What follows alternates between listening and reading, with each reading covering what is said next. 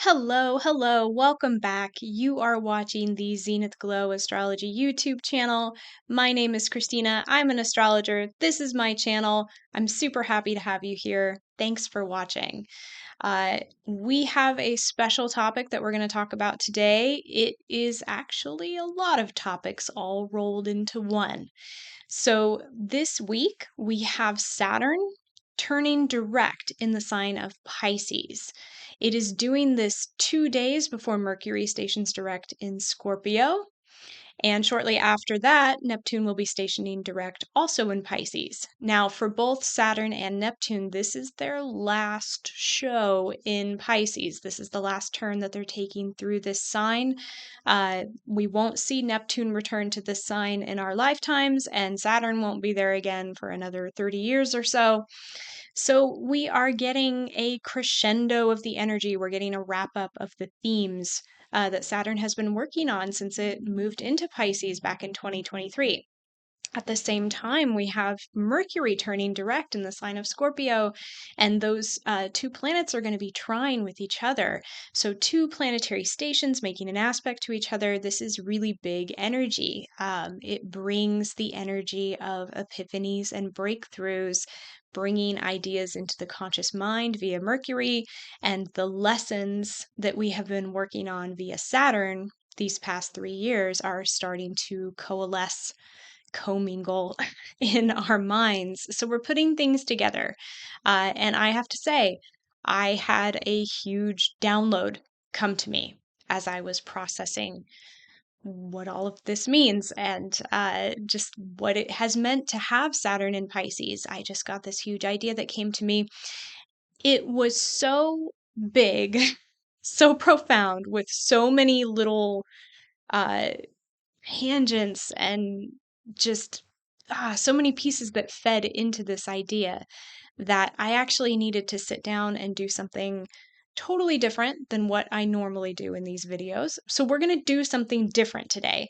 Uh, I'm basically going to go through a slideshow of all of the notes that I took about this because I had to take all of the information and put it into a form that was organized and could be explained in a linear way.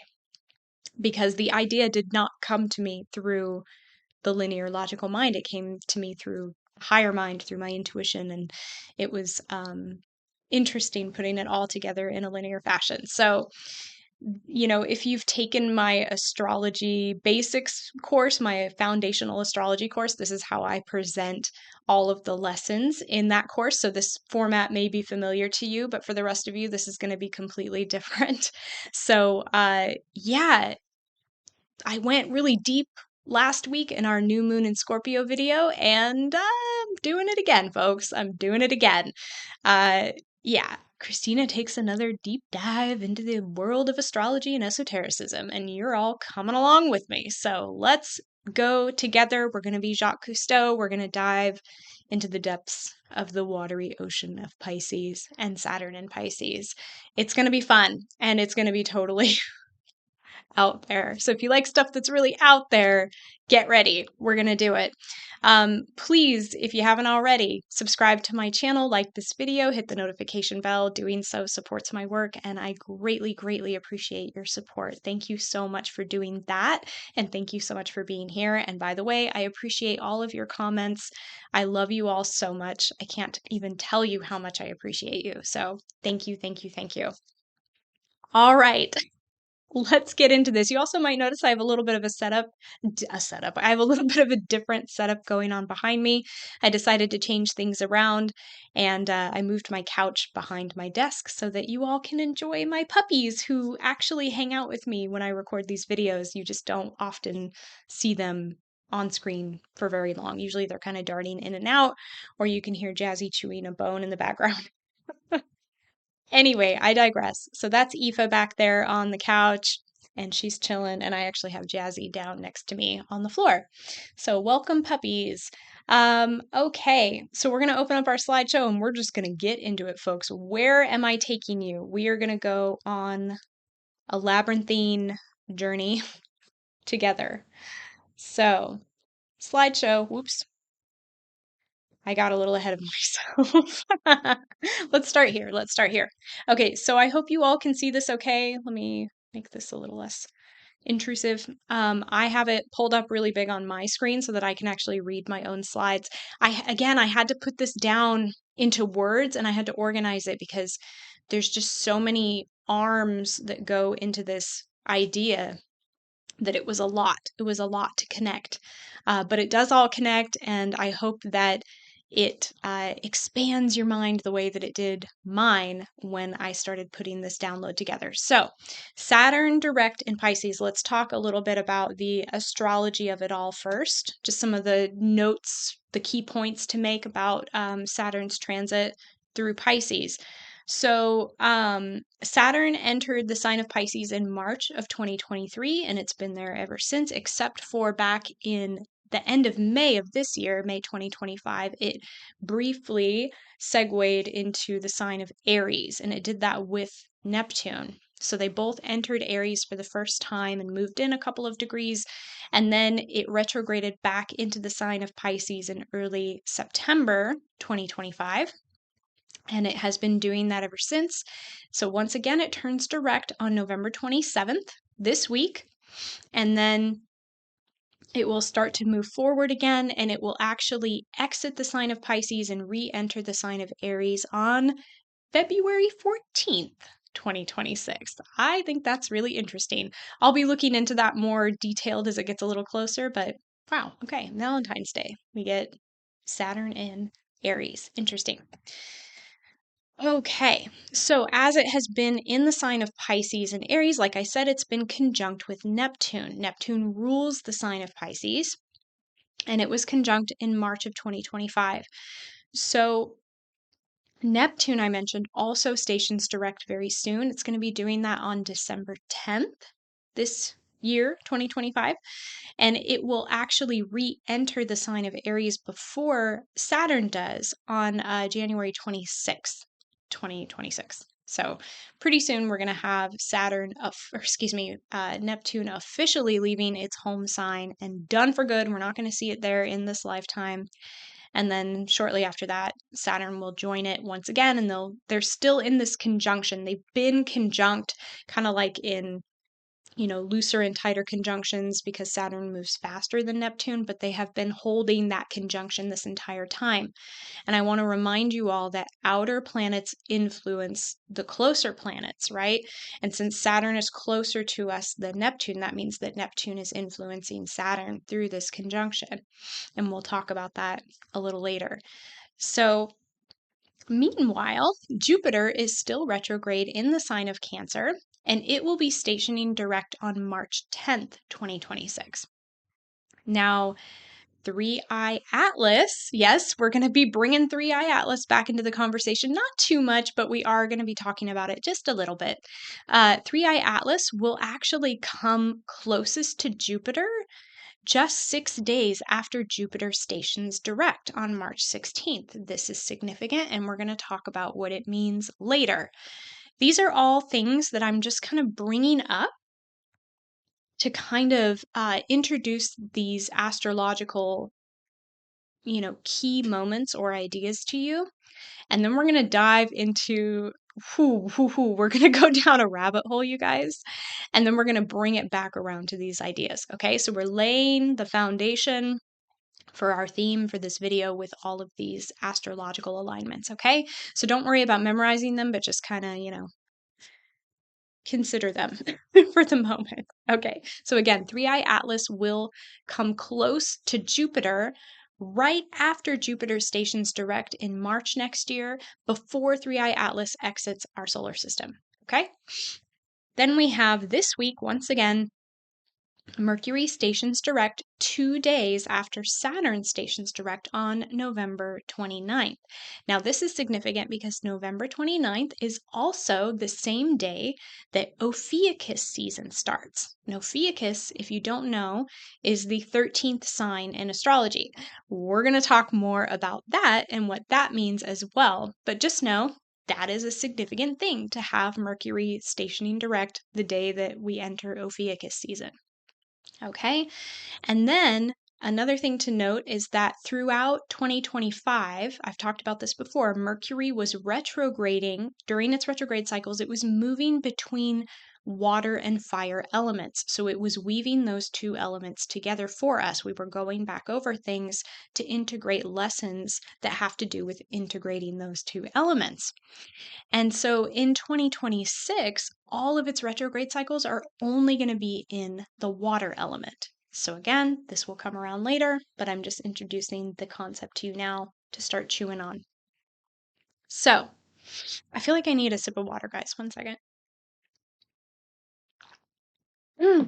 Thank you.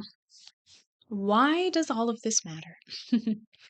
So at the new moon in Scorpio, I talked about this in my last video. We had a kite aspect pattern that involved Mercury in Scorpio opposite of Uranus in Taurus. Okay, and that was kind of like, whew, a lot of the key energy came through that particular facet of the alignment.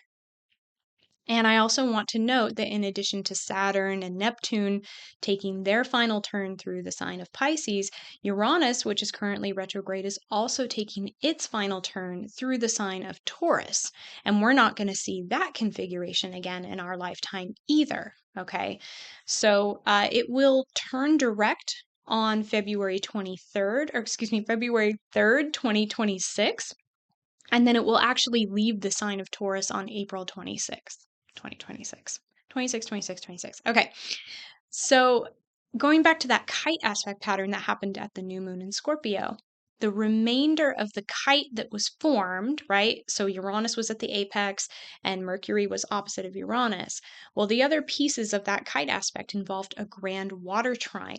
And this was made up of Jupiter in Cancer and then Saturn conjunct Neptune in Pisces. And then all of those formed a trine to Mercury and the Sun and the Moon and Black Moon Lilith in Scorpio. Okay, so we had a grand water trine.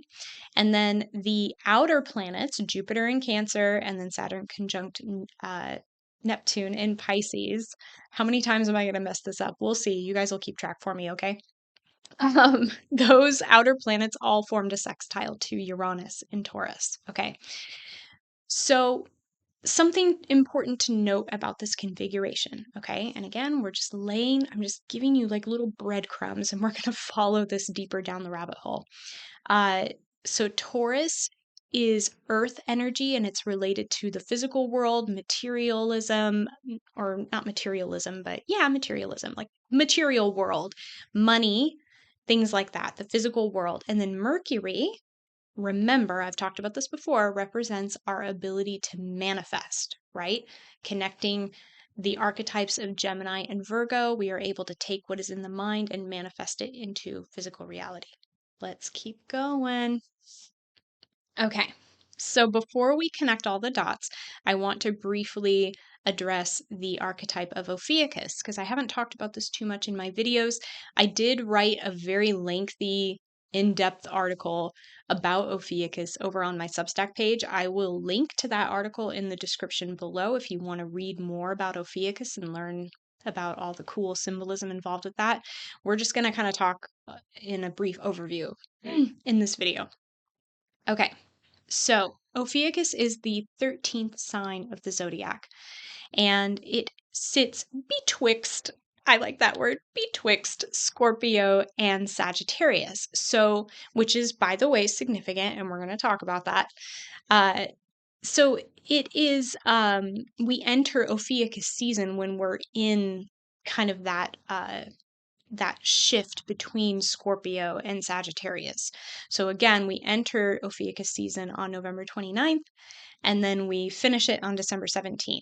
Yes, there's a little bit of debate. Is it November 29th or the 30th? Is it December 17th or the 18th? It doesn't matter. It doesn't matter, guys. Okay, energy is fluid. Let's not get stuck on the details. So Ophiuchus is a sign, right? So it is represented as the serpent bearer. And the constellation literally looks like that. It is the image of Asclepius, the Greek god of healing from Greek mythology. His arms are outstretched and he is holding a snake horizontally between his hands. Okay. So, some other things to know. Scorpio and Sagittarius. have water and fire elements, right? Mercury went between these signs when it went direct, or oh my gosh, when it went retrograde at this most recent cycle. It started in Sagittarius, it backtracked into Scorpio. It's going to turn direct on the 29th, Ophiuchus season, and it'll steadily move back into the sign of Sagittarius, okay? So, Scorpio and Sag, we have water and fire. And we have Scorpio, the sign that likes to dive the deepest. And then we have Sagittarius, the sign that likes to expand the highest. So we have a little bit of symbolic polarity happening between these signs, right? So again, Mercury bridged between these signs. I wrote an article about that. I'll link it below if you want to read about the fire and water elements and why it matters that we link those together. But for the purposes of this video, water and fire can be considered the two most spiritual elements in astrology. They often are considered the two most spiritual elements, but they're kind of spiritual in very different ways, right? So, water is yin energy, it's very feminine and it represents the feminine spiritual principle, whereas fire is yang energy and it represents the masculine spiritual principle. Okay? So, water provides a shift in consciousness, and that's what we're talking about when we're talking about spiritual principles, right? Talking about shifting our consciousness. So, water provides a shift in consciousness through emotion by diving deep into the shadow self and exploring emotional memory. Okay, that is the spiritual process of water. Fire provides a shift in consciousness via the sacred spark of the divine, also known as receiving light, igniting passion and desire for expanded perspective. So we receive some kind of divine insight and it urges us to move forward and to expand in our learning, our spiritual learning. So together, these two elements are very contradictory, right? But they also lead us to a similar place, which is spiritual growth. So it's two different paths kind of leading to the same place. So returning to Ophiuchus, this sign is actually, so all the signs in astrology are, governed by an element, right? Or they hold the energy of an element, and it's either going to be earth, air, fire, or water. Ophiuchus is the 13th sign, and it's special because its element is ether. So, what the hell is ether? And it's ether with an A. It's not that stuff that you use to knock people out. So, ether, it represents the unknown, the void, the balancing point between black and white, high and low, and all polarity. It is the 0 point field and the very substance of creation. Okay? So ether is existing between all things and within all things. It is very mysterious and it is a cool thing to contemplate if you ever want to think about what the hell is ether. So, Ophiuchus is the serpent bearer for a couple of reasons. Well, for lots of reasons, but we're going to talk about two. So, primarily, it is the healer, okay? So, and again, I talked about the constellation. It's Asclepius, right? Asclepius was a healer. He was the son of the god Apollo. Apollo mated with a mortal woman, a human woman, and they had Asclepius. So he was like half god. He was like a demigod, I guess. And then Asclepius was actually raised by Chiron, the wounded healer, and he was taught to be a healer. Okay. So he had mad healing skills. And he is the one that created, that staff. The staff of Asclepius is the same thing as the caduceus with the two snakes that wrap around the staff. And that's our medical symbol. And it's all tied into this same theme, right? So the snakes, right? Snakes are associated with healing and transformation and alchemy. Hence, the serpent bearer is the healer. At the same time, the serpent bearer is also the timeline shifter. Could we say Time Lord? Sorry, I'm getting a little nerdy. Doctor Who references. So It is the timeline shifter because the snake also is represented within the Ouroboros, which is the image of the snake eating its own tail, which is the circle or the wheel of time, the loop of time. Okay, so if you are the serpent bearer, then you are the timeline shifter. We're going to talk more about that later. So, symbolically, it is an alchemical process that takes place between Scorpio and Sagittarius, Ophiuchus, the alchemical process between Scorpio and Sagittarius. It initiates Scorpio's transformation, after which it can embody the expansion of Sagittarius. So, you got to go deep into Scorpio, into the emotions, transform, die to your old self, be reborn as the phoenix, and then you are able to rise from the ashes and expand up and out, because Sagittarius is that symbol of the archer pointing its arrow at the stars, right? So water and fire are contradictory elements, though. So, and they destroy each other, right? Like, just in common knowledge, water will douse fire, and fire will boil and eventually evaporate water. So, how can you combine these two elements and alchemize them? This is part of what I received when I got this download. I received a channeled message, so take this as you want to. But the channeled message that came through about this is that love is the alchemical ingredient that shifts consciousness, aka Neptune and Pisces. And love binds water and fire together to create ether. So when you take water and fire and you bind them with love, it creates the substance of ether. And ether is the void, and it is the 0 point. And oh my gosh, okay, we're starting to get into it. Let's keep going. Let's keep going.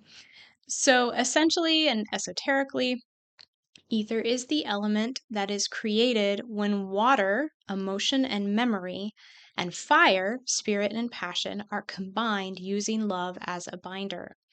This creates a perfect balance between two elements, which is ether. Ether is balance. It represents polarity, the void, the no thing, the no time, the 0 point field, the everything and the nothing. It is that point of balance, right? Because it's only when we shift into imbalance that we create something, right? We collapse something. I kind of talked about this a little bit in my last video, but I digress.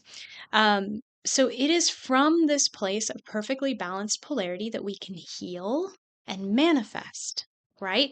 Because when you are healed, you are in a state of homeostasis. That's what they call it medically, scientifically, whatever you want to say. Homeostasis is the state of being in perfect harmonic balance or equilibrium, right? It is the balance point.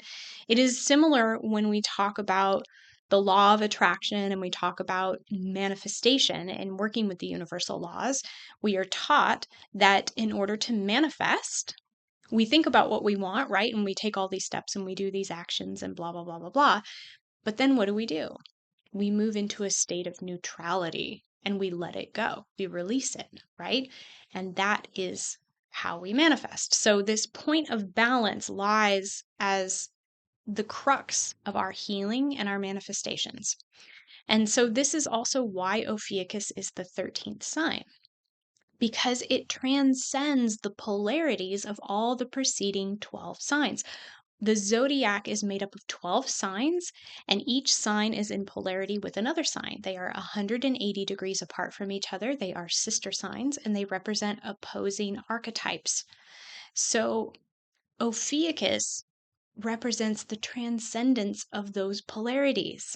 And it is really interesting because it is a sign in and of itself, but it is also the actual wheel. It is a sign within the wheel, and it is the wheel itself, which is a paradox. Oh my gosh, you guys. Again, if you want to get like super into this Ophiuchus thing, check out the article I wrote because I go deep into it. So, this is interesting because Ram Dass said, famous spiritual teacher if you don't know him, Ram Dass said that when we are able to hold the tension of opposites, that is when we can shift our consciousness and recognize truth. So, Ophiuchus is important. Polarity is important. Let's go back to Saturn, because that's what this video originally was about. So as Saturn has moved through the sign of Pisces, it has been disciplining us. Remember, Saturn is one of our teachers. Jupiter and Saturn are both teachers. Saturn teaches us through the principle of discipline. It has been disciplining us via the archetype of Pisces. Pisces relates to spirituality and religion, our beliefs, emotion, collective consciousness, and memory, and compassion, spiritual love, and creation, right? Among other things. Of course, we could get more detailed, but just for now, we're keeping it simple, as simple as I can. So Pisces is also ruled by Neptune. And remember, Neptune has been conjunct Saturn. Neptune has been influencing Saturn through this transit. And Neptune is also wrapping up its final lessons of Pisces. So we've had very strong Piscean themes and energy since Neptune has been in Pisces, but especially as it has moved into the last decan, the last degrees of Pisces. That's when the energy kind of gets like ramped up and we notice it more. So the age of Pisces is what gave us Christianity as well as religious control and dogma. Those themes came through the age of Pisces. Now, I'm not talking about Neptune's transit through Pisces, although it has brought up those themes. But like as when we talk about the precession of the equinoxes, when we've been in the age of Pisces, which has obviously been for thousands of years now, that is what was introduced during that age. We had Christianity introduced, and then we had this religious control and dogma. So now we are moving into the age of Aquarius. And again, the precession of the equinoxes. This is when the Earth begins to shift into the photon belt. This is the stage of the precession of the equinoxes when we enter the photon belt. And when we enter the photon belt, that is when we receive more light and higher consciousness, and we begin to learn new things, new spiritual things, right?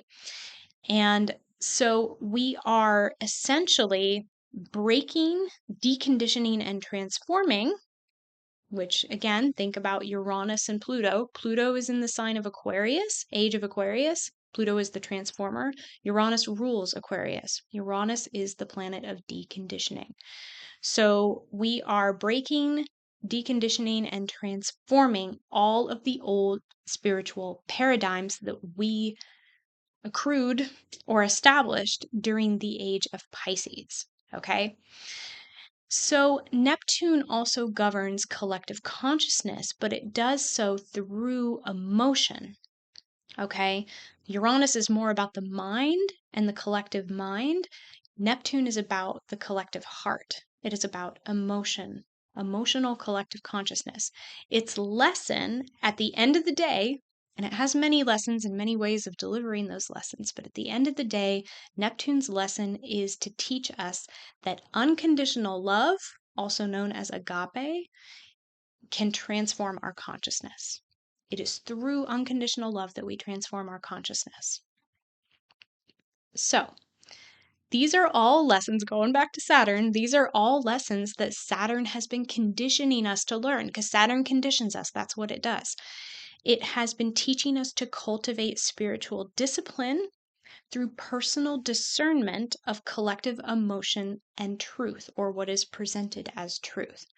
Okay, so it has been teaching us to go within and to rely on ourselves and to use our discernment, our emotions, to understand what is truth and what is not truth. Saturn has been teaching us that there are no more gurus as it has moved through Pisces, and for each of us to rely on our own spiritual barometer of truth, so to speak. It has also been teaching us the significance of water as it has moved through Pisces. Now, this is both literal and esoteric. So, physical water, water resources, we've had floods, we've had hurricanes, we've had things like this as Saturn has moved through Pisces, water resources. But then also esoteric water, right? What does water symbolize? Emotion, consciousness. Okay, so as Saturn and Neptune shift between Pisces and Aries, we have the closing of the old cycle and the start of a new one. Aries is a cardinal sign and it is the first cardinal sign, so it is the start of a brand new cycle. Okay, and we got kind of a little tiny taste of that cycle when they first moved into Aries, and then we're going to really shift into it when they station into Aries officially next year. So this also represents the shift between water and fire. There's that theme again. Mercury spent its retrogrades in 2025 moving between water and fire as well. So integrating this wisdom into our linear consciousness. So again, these are themes that we've been working with throughout this past year. And Mercury has been helping us to make all of this conscious, right? Because these other planets, especially the outer planets like Uranus and Neptune and Pluto, they often work on us unconsciously and collectively. So once again in 2026, when Mercury does its retrograde cycles, it's only going to do it through the element of water. So essentially, we are going to integrate the lessons of Neptune and Saturn in Pisces, as well as Jupiter in Cancer, into our linear consciousness next year. Okay. And once again, it's important to note that Mercury governs our ability to manifest. This is relevant, right? Keep that in mind.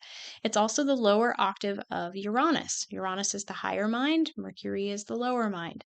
So Uranus plays a role since it was the apex of that kite at the new moon. And once again, the new moon also represents this initiation into a new timeline, right?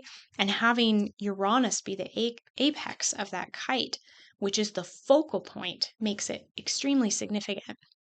So through Taurus and its transit that it has had through Taurus, it has been deconditioning, that's what Uranus does. It's been deconditioning how we perceive and experience physical reality and money and survival and what our 3D values are as a collective. Okay?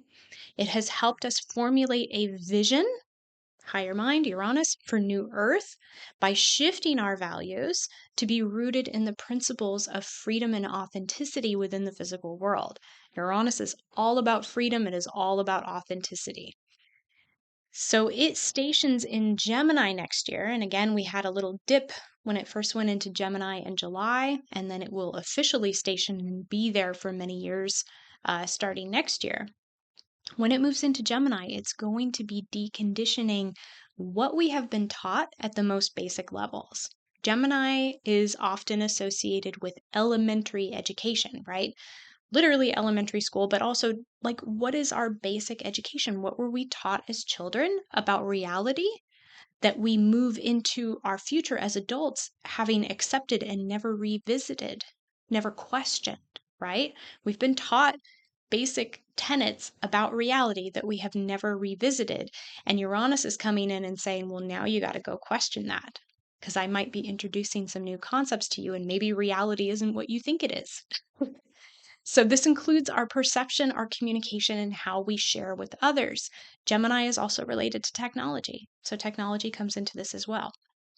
Thus, we are better recognizing how our conscious and unconscious perceptions influence what is manifested in the physical world. Again, we're talking about bridging the archetypes of Taurus and Gemini. We have the physical world, Taurus, and Gemini, perception.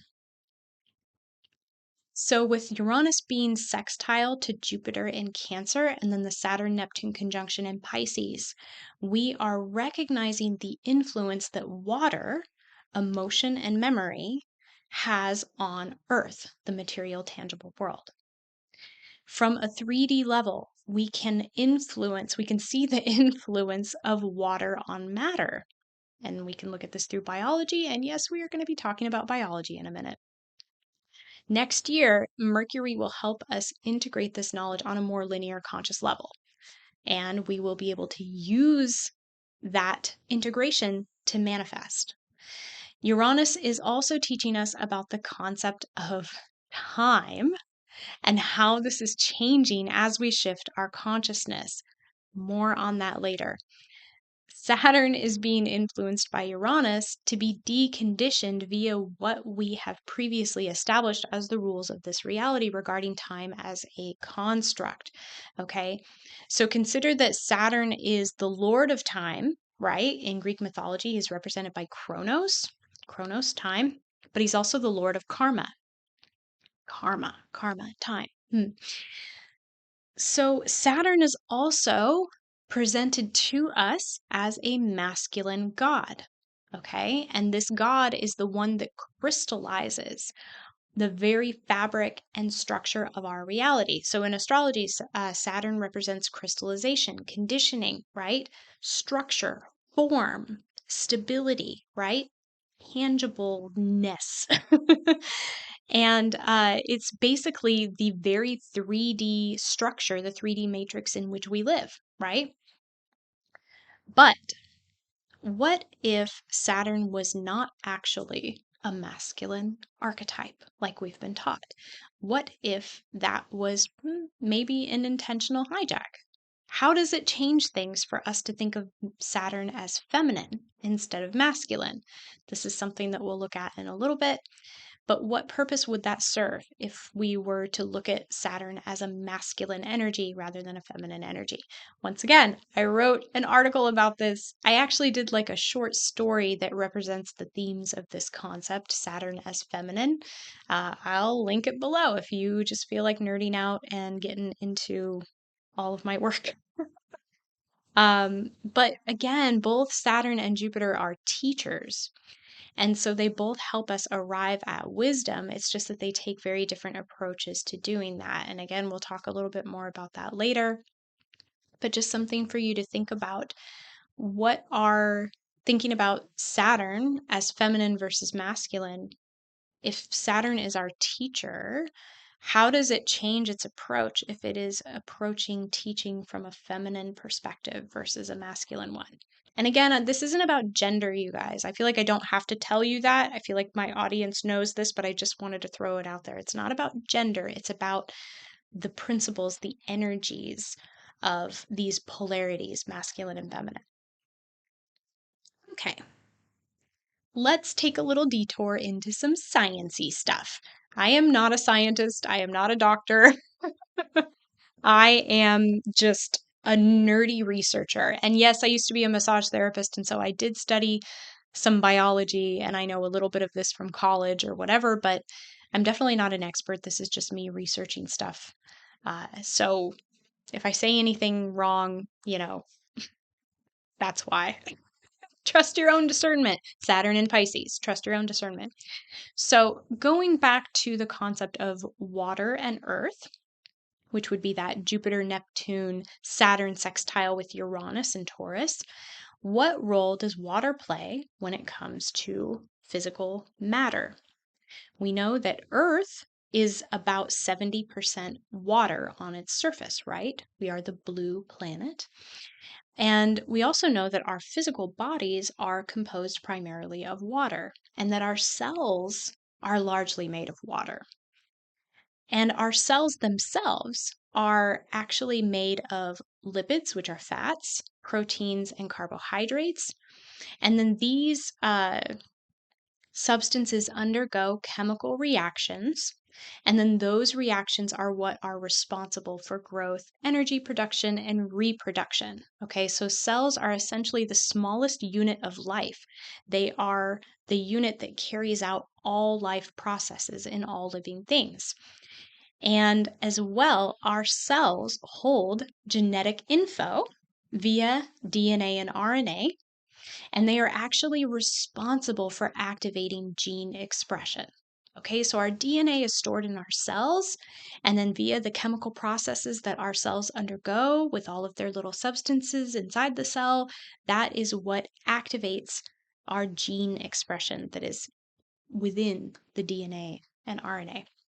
Okay, and once again, similar to the Earth, water makes up about 70% or more of a cell's mass, and it actually acts as a solvent through which all of these chemical processes occur. An example of that is osmosis, and the process of osmosis actually helps maintain homeostasis within the cell, because cells are surrounded with water and they also hold water, and they need to maintain a delicate balance in order to stay stable and healthy. Homeostasis, healthy, ophiuchus. Okay, so it's all connected, I promise. Are you guys having fun yet? This is super nerdy. I love it. Okay, so the cellular membrane, which can be considered like the brain of the cell, is composed of lipids, aka fats. There is an outer hydrophilic labor, labor, oh my gosh. There is an outer layer to the cellular membrane that is made of hydrophilic heads of lipids, okay? And then the interior layer of the cellular membrane is made of hydrophobic heads of lipids, okay? So hydrophilic is water loving, and hydrophobic is water fearing or water disliking. And so the hydrophilic heads actually act to draw water in, and then the hydrophobic heads repel. And again, this contributes to that balance of water and the transfer processes that act within the cell. And so, again, this connects with water to regulate the passage of ions, nutrients, and waste to and from the cell. This is how our cells operate. So, why does any of this matter? And why am I listening to an astrologer teach me about cellular processes and anatomy? And how does it relate to Saturn and Pisces? Well, if you've ever heard of Dr. Bruce Lipton, he wrote a very famous book called The Biology of Belief, which I recommend reading if you're interested in this kind of thing. And in that book, he discusses. Now, he is a cellular biologist, first and foremost, so he's an expert on this topic. He discusses why our beliefs, aka esoteric water, play such a huge role in our physical health. As a cellular biologist, he has studied the way environment impacts cellular expression. Okay? And by environment, we're talking about both. We're talking about the environment within your physical body, but then we're also talking about our earthly environment or whatever environment we exist in, because that environment is going to impact your body's physical environment, right? So, via epigenetics, environment, whether it is toxic or healthy, will contribute to the expression or suppression of specific DNA sequences. So, in other words, we might inherit specific DNA sequences, but our environment is the one that determines whether those sequences are expressed or suppressed. So, for example, you might inherit from members of your family, your father or your mother. You might inherit um, the the the diabetes gene, right? Like you might be prone to get diabetes. Maybe diabetes runs in your family. Maybe cancer runs in your family, right? You might inherit that DNA sequence, but according to epigenetics, you are not like fated to have diabetes. You're not fated to have cancer. It's actually your environment and the processes going on in your environment that will determine whether that specific DNA sequence of code is activated and whether you get diabetes or cancer or not. Okay? That's what this means. I hope that makes sense. I hope I'm explaining this. I am a layman, so hopefully I'm explaining it in layman's terms because that's the way I understand it. Um, so, in other words, environment again it can constitute physical attributes, right? Like it can be the food that we eat, it can be environmental toxins that we are exposed to, but it can also be less tangible factors such as emotions. Okay, so emotions impact the environment in which our cells exist. And one of the key emotions that impacts our environment is stress. So, stress increases cortisol levels and it activates our fight or flight response in our nervous system. And then our cells respond to these environmental changes. Sorry, I just thought about how I started this video and I'm laughing at the wormhole that we've gone through.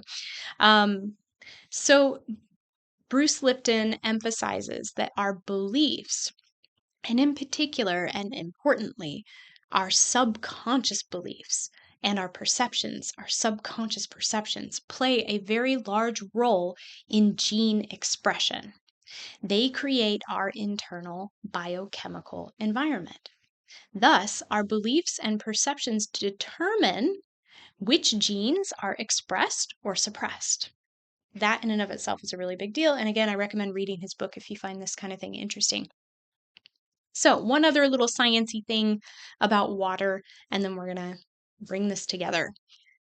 So, water holds memory. And probably most people watching this are familiar with the work of Dr. Masaru Emoto.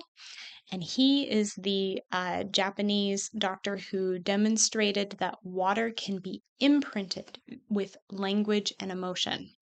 And he did this by freezing water molecules that were exposed to certain words or images. Okay. So, for example, he had, glasses or beakers of water or slides of water that were, that had like certain words written on it. And so some of those had words that were less harmonious, more negative, words such as anger and hate. And then he froze the water molecules. Okay. And then examining the molecules, he noticed that the ones that were associated with the negative words, like anger and hate, they came out as these like fragmented water molecules, right? When they were frozen, they looked very fragmented and discordant, whereas the water molecules that were frozen with more happy, harmonious words like love or peace came out in these really beautiful, symmetrical, harmonious patterns, kind of similar to snowflakes. And so he realized that water stores these imprints and these memories, and that water is responding to the energy of language and emotion, essentially. And so, thus, we can conclude that water stores emotional memories. Okay, so consider in astrology that Cancer, which is a water sign, is associated with our emotional heritage, i.e., our ancestral imprinting. It rules the fourth house. This is about the way that we are emotionally conditioned in our childhood, okay? It is the emotional imprinting that we receive when we are in our earliest phase of existence, and then we carry that emotional imprinting with us throughout our life experience, right? We are imprinted with it. And then through the other water houses, we encounter those emotions and we deal with them in different ways. And we can talk about that some other time. But, and yeah, again, all the water signs actually do deal with these themes connected to emotions and the past. But Cancer in particular is related to our emotional ancestry, you could say. So, putting these two ideas together, if we are mostly composed of water, including our cells, which are responsible for our health, and if water holds emotional imprinting, then our emotions become stored in our cells. And since our cells hold our DNA sequence, and since the majority of our DNA is unknown to us, they say that 75 to 90% of our DNA is that quote unquote junk DNA that they don't know what it is or what it does. Um, since the majority of our DNA is unknown to us, it holds the unconscious imprinting, aka water, of our ancestry. Okay, our DNA holds the unconscious imprinting of our ancestry. And it's not just imprinting, though, it's emotional imprinting. This is emotion stored in our DNA, right? Emotional memory, unconscious memories. So, whenever we experience strong emotions during particularly impressionable times, it will be imprinted into our cellular memory. Okay, now what does that mean? When are we impressionable? What are impressionable times? Well, we know that when we are very young, we are impressionable, right? And this is because when we are young, we still retain innocence. And from a spiritual perspective, innocence is the concept of being open to receive. right? So we have not yet been conditioned to close ourselves off to receptivity. So when we're young and innocent, we are open to everything. We take everything in. Thus, we become imprinted by our environment. But the other time that we are impressionable is when we are undergoing trauma. When we are traumatized, we become impressionable. Oh, yeah, we're going there, folks. So, during traumatic experiences, our nervous system actually shuts down many of the normal biological processes that we go through on a day to day basis in order to expedite the management of the nervous system reactions. So it will, shut down like our rest and digest processes in order to expedite blood flow, to send blood to our arms and legs, to increase our blood pressure and our heart rate, and to surge adrenaline and things like that. Okay. So it shuts down certain processes so that it can put all of its energy into those other processes. And so this is known as fight or flight, which most of us know. But scientists have also noted that there is actually a third process within this stress trauma reaction, which is the freeze response. The freeze response. So it's actually fight, flight, or freeze. So when we are experiencing trauma, one of our fear based responses is to freeze and become immobile. During fight, flight, or freeze, our brain chemistry also changes. So, our hippocampus and our prefrontal cortex, which are the parts of our brain that regulate fear and memory, emotional regulation, and cognitive function, those actually become altered so that we experience disassociation and detachment. So we become detached from what we are experiencing. And this is how those experiences bypass the conscious mind and they become imprinted on us because we are not consciously able to regulate what we are experiencing. So, to summarize this, trauma and stress alter our cognitive function and memory. They create disassociation and emotional detachment. They imprint our cellular memory and unconscious with trauma patterns. In other words, those fragmented, chaotic patterns, such as the little water molecules that look all fragmented and frayed. This impacts the environment of our bodies, which then influences our cellular expression. So our unconscious memories are literally frozen. This is so crazy. Are literally frozen in our DNA. And I don't mean frozen like cold, but I mean frozen, stuck, stagnant. Our unconscious memories are literally frozen in our DNA, which is causing specific epigenetic factors, right? Certain genes are being turned on and other genes are being suppressed, right? And because it's that toxic environment, right? We're having the quote unquote bad stuff turned on and the good stuff turned off, you could say. Another thing to consider, there's so many arms to this, you guys, is that stagnant water creates a parasitic environment.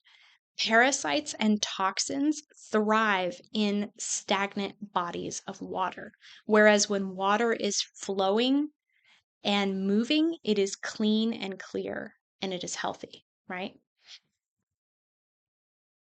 So let's bring it back to the astrology and the esoteric stuff. We're getting here, guys. We're getting close. So Saturn and Pisces. I love going from you know, the lipids in your cells and the cellular membrane to Saturn and Pisces. Saturn and Pisces has been teaching us the importance of water and emotion, consciousness, and spirituality. Okay, why are these things important to us? How can we discipline ourselves with these things? It's been teaching us spiritual discipline, while Neptune has been showing us the higher octave of Pisces, which is unconditional love or agape. Uranus, meanwhile, has been deconditioning our perception, particularly related to Earth and our values and what we perceive to be true, right? What we have been taught about all of these things. Jupiter in Cancer has been magnifying our unconscious conditioning and our emotional imprinting, our emotional ancestry, right? Through the Jupiter in Cancer process, we are digging into the roots of ourselves, the seed of our soul, through our emotions to uncover what we've been imprinted with and also what remains to be discovered within that might be advantageous to us. So, together, all of these planets are helping us to understand the impact of these unconscious memories and holding patterns that we've retained, including those that we've inherited. So, some of these things are not even ours, right? They come through the DNA, they come through trauma from the past. And it gets really trippy if you are a spiritual person and you think about things like Atlantis, right? And about cataclysm and about the floods and oh my gosh, you guys, it gets crazy. Okay. So so we are understanding the impact of these holding patterns that we've retained and how these patterns alter our expression and frequency, right? We don't even know they're there, right? They're unconscious, they're within us, they're imprinted on us, and yet they are altering our expression and frequency. And thus, they become manifested in our physical environment from our biology, right? It's like they become manifested in our biology because they're literally influencing the expression or suppression of our DNA sequences, our gene expression. But at the same time, that also then, because of, as above, so below, as within, so without, whatever frequency we carry, we're also projecting that into our physical environment through manifestation. So it alters what we are able to manifest from that more spiritual, esoteric lens. Oh my gosh, I need a sip of water. Sorry. Okay. Ooh, we're getting there. We're almost there. Thanks for hanging in with me. This is a deep one, you guys. So, we have been shown via Saturn and Pisces how to discipline ourselves spiritually, right? No more gurus. We discipline ourselves spiritually by going within to find our own truth and our own answers. And to look within is to witness the shadow, to dive into the depths of our being. As we do this work, we uncover what was previously hidden from view. This is emotional work. And I've mentioned before that many of us are breaking ancestral karmic patterns in this lifetime. That's part of this work that we're doing. So these transits with these outer planets and these water signs have been helping us to uncover these patterns, the inherited emotional imprints, the frozen water, right? The crystallized water molecules. So again, we know when water is frozen that it fosters a parasitic environment, or we could say when water is stagnant. Again, I'm not literally meaning frozen as in cold. I just mean frozen, right? Stagnant, stuck. So when water is frozen, it fosters a parasitic environment, toxicity. When water flows, it becomes pure and nourishing. Thus, our task has been to discipline ourselves to go within, to face the shadow and unfreeze the water, right? So that it can flow again. Because if it flows again, then it changes everything. But this is incredibly difficult work to do. This is also deeply feminine work. Sorry, I love that I can see my cat. That is Callie. That is my cat, Callie. She doesn't often make appearances in my videos, but I want to give Callie a little shout out. Okay. So, this is also deeply feminine work because it involves yin energy, which is observing, allowing, accepting, right? We've talked about this before. Yin energy, feminine energy. I just talked about this in the new moon and Scorpio video and the divine feminine via Mary Magdalena. So bringing 3i Atlas back into it, this is why 3i Atlas and the comets have been so pivotal for us because they bring feminine energy and they help us to uncover all of these ingrained shadows. Again, I did a video on that, all right, if you want to learn about that, but comets in general and especially 3i Atlas, they hold this feminine archetypal energy, and that's exactly what they're doing. They're helping us to cultivate more of the feminine principle And again, this isn't about gender. This is about the principle of the feminine, which is the ability to receive and to tap into that spiritual wisdom, which has been suppressed for a very long time in our human consciousness. And was it suppressed for a reason? Yeah, I think so. Because when we are tapped into this energy and we go within ourselves, we can get answers within rather than needing to search, to actively search outside of ourselves for this stuff. Okay, so consider that 3i Atlas, once again, we talked about this in the beginning, consider that it will come into close proximity with Jupiter before it leaves our solar system. And it's going to do this on March 16th, which is less than a week after Jupiter stations direct in the sign of Cancer. And so again, Jupiter in Cancer, it's going deep within, it's examining the shadow, right? It's going deep within the ancestral roots of our being, our emotional seat of the soul. It's helping us uncover the buried treasure within. It's helping us do all of these things. And through its retrograde process, it's bringing us blessings, but it's also helping us do the work that's allowing us to receive those blessings. And then when it finishes this process and it goes direct again, comes into contact with 3i Atlas. And that's the last thing that happens before 3i Atlas leaves our solar system. This is not an accident. Okay. And 3i Atlas is also, expanding. And go check out Stefan Burns's work if you want to learn more about that. He is definitely the expert, and I am definitely not. But I do know that, through all of those sciencey, YNC processes, 3i Atlas has basically been expanding, and it has more photonic energy, or it has more light. Okay. And remember, light is information, right? So also consider that Mercury's retrograde cycles have been helping us to do this work by integrating these unconscious expressions, aka the expressions of the outer planets, into our linear awareness, our conscious mind. And again, this week, I wrote this down.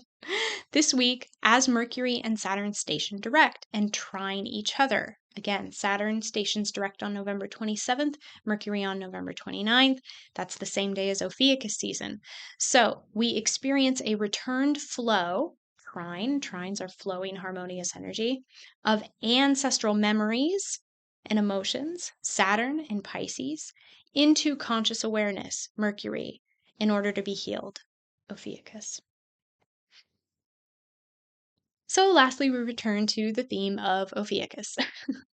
Ophiuchus, once again, is the element of ether, which again is the 0 point, the void, the balance between polarities, right? It is the serpent bearer, the healer and breaker of timelines, okay? The snake, as the Ouroboros, which is the snake eating its tail, represents the infinite loop or trap of time within the unhealed state, right? Because as long as the snake is eating itself, it's not able to break the cycle. It's just repeating the cycle, right? This symbolizes our frozen memories via trauma and repeating karmic cycles, those ancestral patterns as the result of traumatic events that happened in the past, and maybe the deep past, the deep history, Saturn history, right? Those things have created karmic cycles, loops, and it creates this loop of time because we're trapped in the karma, in the memories, in the unhealed state. Okay? Ophiuchus comes in and alchemizes water, emotion and memory, and fire, spirit and passion to bring healing and to break the wheel. It is the 13th sign. It is both sign and the wheel itself, and it represents the balance of polarities, right?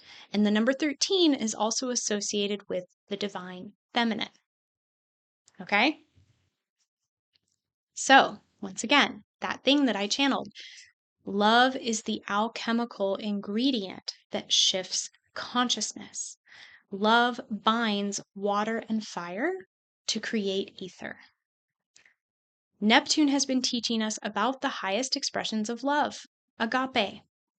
As we go deep into the recesses of our hearts and the seats of our souls, we uncover the frozen, traumatized memories of our collective unconscious, our ancestry.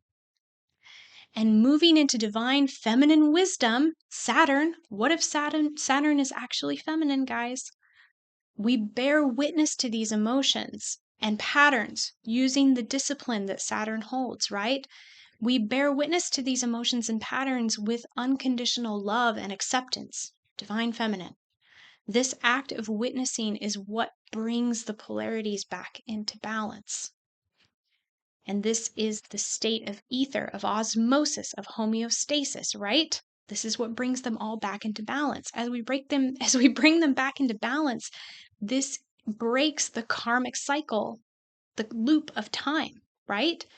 And as we break the karmic cycle, it's no longer a loop, it becomes a spiral. What was once a circle opens up and it becomes a spiral, like a slinky. No, not really like a slinky, but it opens up. And that is what creates new timelines, right? We break the loop through the ether, the substance of creation, the divine feminine, the love, all of it.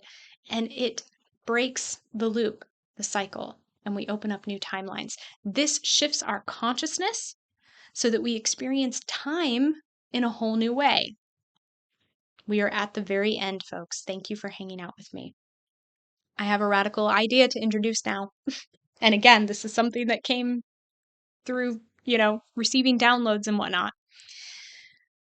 What if time is consciousness and consciousness is time?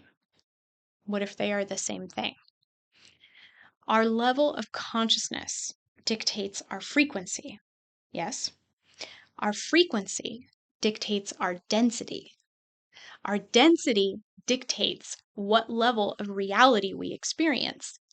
And our level of reality correlates to our experience or speed of time. So time in the 3D is linear and slower compared to time in other dimensions. We are told in spiritual circles that as we shift our consciousness and raise our frequency and we move into higher dimensions, densities, that time doesn't exist, right? That everything is now. Everything is now. So I would say that it's not really that time doesn't exist, which is something that I've said many times before. It's that time exists in our minds, our consciousness. So when we raise our consciousness, we actually accelerate time. That's why it feels like time is moving faster as Earth ascends. Because as Earth ascends, we are all raising our consciousness, and thus time is accelerating, right? So we can dive into this topic more in depth at another time. Time. But I just wanted to introduce this idea to you now. Because again, with Saturn and Pisces and then all these other outer planets, these are lessons that have been coming to us. They've been teaching us to question the nature of our reality, right? And time is one of those things. Okay, so the final point, guys. Bringing Mercury back into the fore. As we integrate these ideas into our conscious awareness via Mercury, we begin to shift our actual consciousness. And we do this from a mental place, but also an emotional and embodied place. So this changes our frequency, and we are healing the unconscious patterns which have kept us hijacked. Oh my gosh, which have kept us hostage in a hijacked system. Okay.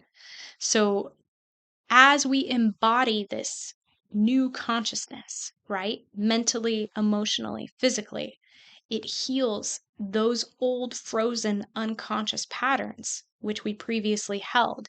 And those patterns are what kept us hostage within a hijacked system, right? So I bring this up because especially if you're like a spiritual person, you've probably studied manifestation, you've probably studied the universal laws, the law of attraction. Yet, maybe you have struggled to manifest in your life. Maybe you're doing all the right things, so to speak, but it's not producing the results that you want.